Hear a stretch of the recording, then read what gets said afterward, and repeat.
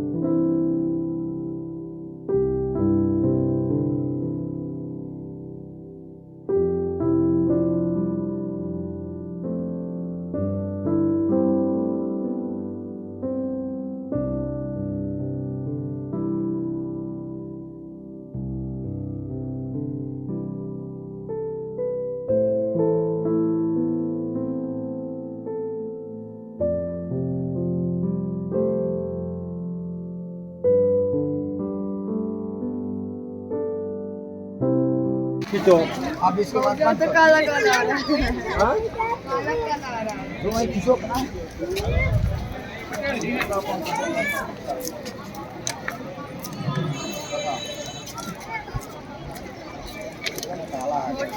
Photo वाले काला है।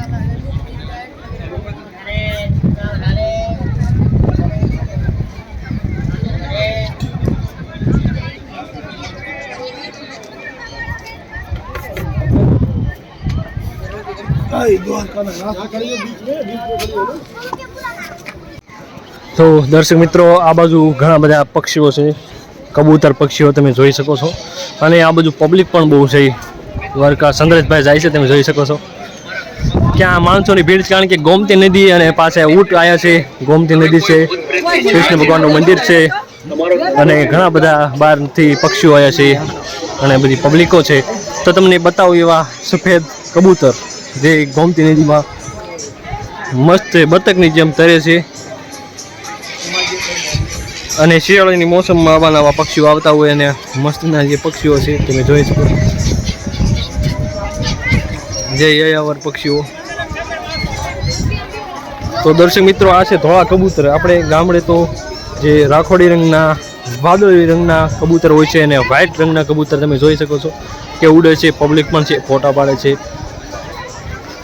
ચંદ્રેશભાઈ છે, તમે જોઈ શકો છો ચંદ્રેશભાઈને, અને આ બાજુ પક્ષીઓ તમે જોઈ શકો છો।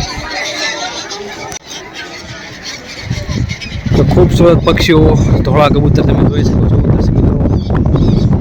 ધોળા કબૂતર આપણે ગામડે તો રાખોડી રંગના અને આછા વાદળી રંગના હોય છે, આ બધું મસ્ત એવા સફેદ રંગના કબૂતર, બતક જ એવા વ્હાઇટ। ઘણા બધા લોકો ફોટા પણ પાડે છે, તમે જોઈ શકો છો।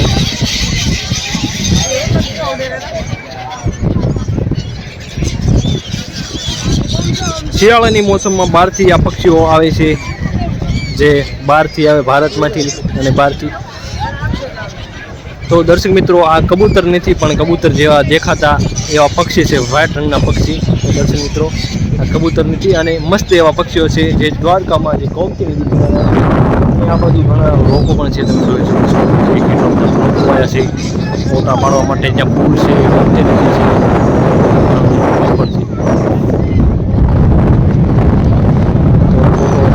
પાડે છે મોટા ભાઈ,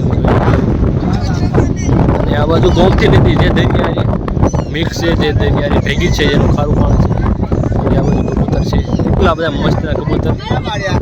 હું તમને ઝૂમ કરી બતાવું।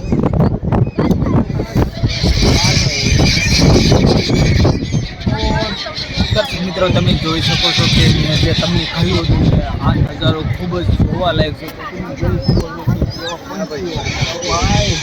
આજુબાજુમાં તમે જોઈ શકો છો કે બધી બાજુ ઉડી રહ્યા છે, કેવો માહોલ છે આજુબાજુમાં, માણસો જેવા છે। અહીંયા આજુબાજુ કરો તો પાણી પાણી, લીલે લીલ, આજુબાજુ લીલે લીલે પાણી, મસ્તનો માહોલ દ્વારકા દેશની નદીનો ભાઈ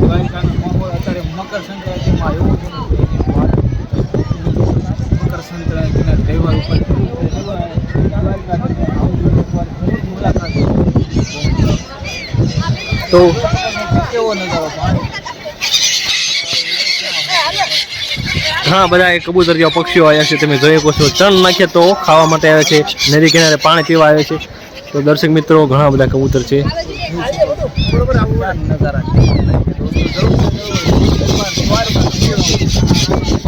અને દ્વારકાઓ આ નાના નાના છોકરાઓ જે ચણ નાખી છે તમે જોઈ શકો છો ને, કબૂતર એવા વ્હાઈટ ખાવા આવે છે. દર્શક મિત્રો તમે જોઈ શકો છો નાના નાના છોકરાઓ ચણ નાખી છે ખાવા આવે છે, તમે જોઈ શકો છો દર્શક મિત્રો. અને કબૂતર આ દ્વારકા છે અને ઉત્તરાયણમાં તમે અહીંયા દર્શન કરવા જઈ શકો છો કૃષ્ણ ભગવાનના વ્હાઈટ કલરના કબૂતર. તો આવા ખૂબસૂરત એવા પક્ષીઓ તમે જોઈ શકો છો. આ બધું પબ્લિક પણ છે, લોકોની ભીડ, અન્ય લોકો મંદિરો દર્શન કરવા માટે, પક્ષીઓ જોવા માટે અને ગોમતી નદીમાં સ્નાન કરવા માટે. અને કહેવાય છે કે હાથ પગ ધોઈ નખાય આ ગોમતી નદીમાં તો પાપ આપણા હોય તે ધોવાઈ જાય છે, એમ કહેવામાં આવે છે. તો આ મોટી ગોમતી નદી છે, જે તમે જોઈ શકો છો. કબૂતર તમે જોઈ શકો છો દર્શક મિત્રો, ધોળા કબૂતર. આપણે ગામડે તો રાખોડી રંગના અને આછા વાદળી રંગના હોય છે. આ બધું મસ્ત એવા સફેદ રંગના કબૂતર, બતક જેવા વ્હાઈટ.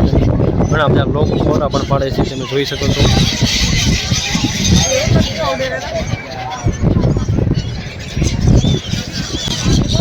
શિયાળાની મોસમમાં બહારથી આ પક્ષીઓ આવે છે, જે બહારથી આવે ભારતમાંથી અને બહારથી.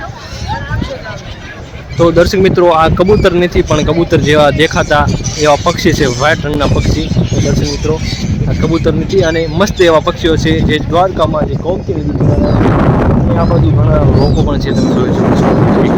લોકો આવ્યા છે ફોટા પાડવા માટે. જ્યાં પુલ છે, ગોમતી નદી છે,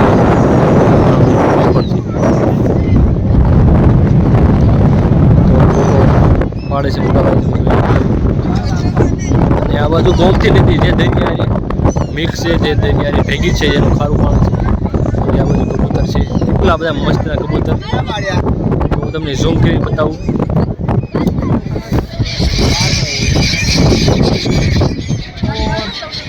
મિત્રો તમે જોઈ શકો છો કે મેં જે તમને કહ્યું હતું કે આ નજારો ખૂબ જ જોવાલાયક છે. આજુબાજુમાં તમે જોઈ શકો છો કે બધી બાજુ ઉડી રહ્યા છે, કેવો માહોલ છે આજુબાજુમાં. માણસો જેવા છે અહીંયા આજુબાજુ કરો તો પાણી લીલે આજુબાજુ લીલે પાણી. મસ્તનો માહોલ દ્વારકા દેશની નદીનો ભાઈ દ્વારકાનો માહોલ. અત્યારે મકર સંક્રાંતિમાં એવું છે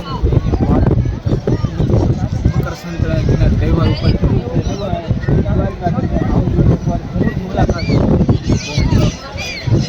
તો કેવો નજારો પાણી ઘણા બધા કબૂતર જેવા પક્ષીઓ આવ્યા છે, તમે જોઈ શકો છો. ચણ નાખીએ તો ખાવા માટે આવે છે, નદી કિનારે પાણી પીવા આવે છે. તો દર્શક મિત્રો ઘણા બધા કબૂતર છે. બરોબર આવું નજારા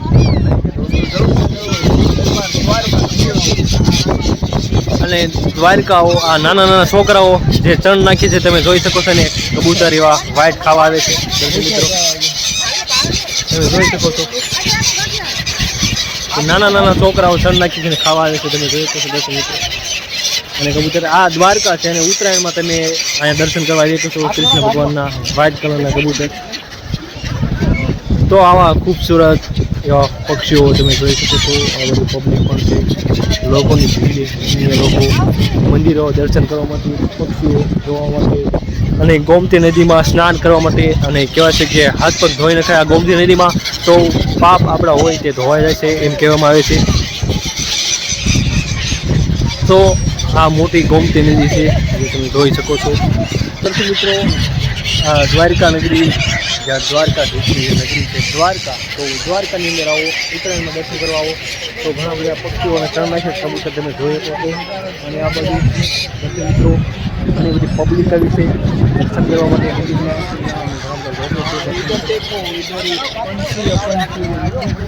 તો આવા ને આવા વિડીયો જોવા માટે બના રહ્યો અમારા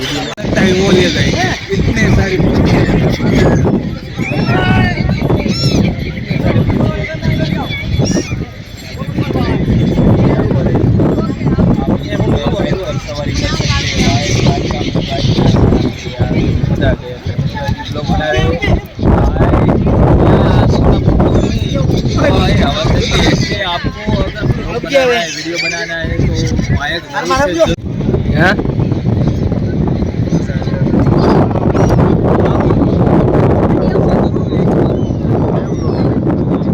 धर्मेश लोक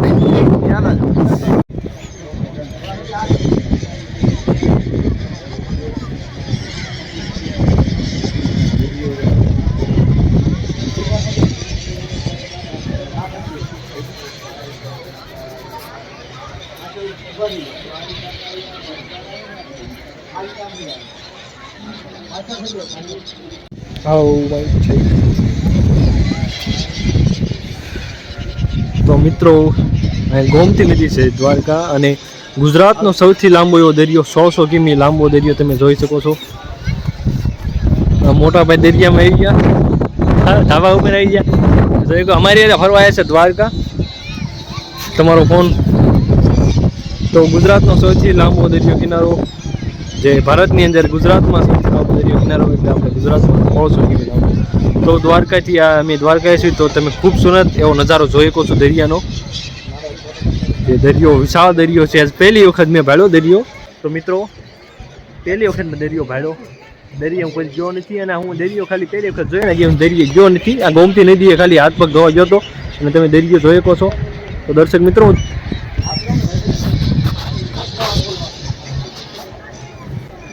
હું તમને ઝૂમ કરીને બતાવું. દરિયો તમે જોઈ શકો છો, વિશાળ દરિયો છે. જેતર 2 સ્કોપમાં તમે જોઈ શકો છો દરિયો વિશાળ. ખૂબસૂરત એવો નજારો આવે છે દરિયાનો.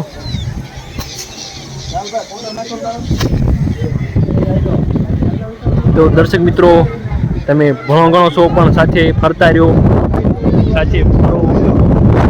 વાતાવરણ સારું હોય છે, મજા આવે છે, આનંદ અનુભવ છો અને ફરવા ફરવાનું ફરતા વધાર્યો. આ બધું મંદિરનો તમે સીન જોઈ શકો છો. દ્વારકાધીશનું મંદિર છે પાછળથી. દેશનું મંદિર અહીંથી સારામાં સારું એવું બતાય છે. તમે જોઈ શકો છો દ્વારકાધીશનું મંદિર.